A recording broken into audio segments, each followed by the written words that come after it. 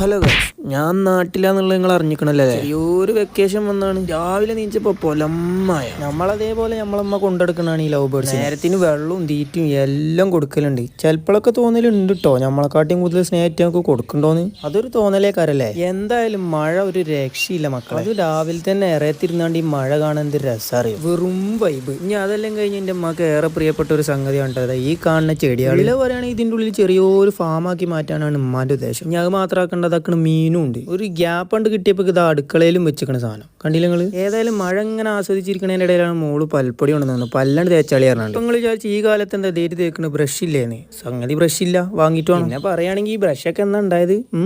ഷാജഹാന് മുന്താസ് എന്ന പോലെ എനിക്കുണ്ടൊരു മുന്താസ്. അതാ മുന്താസ് അല്ല, മോള്. പട്ടച്ച റബ്ബെ, മുന്താസ് പറഞ്ഞപ്പോ മുന്താസ് അറിയിച്ച അടിയേക്കാരൻ.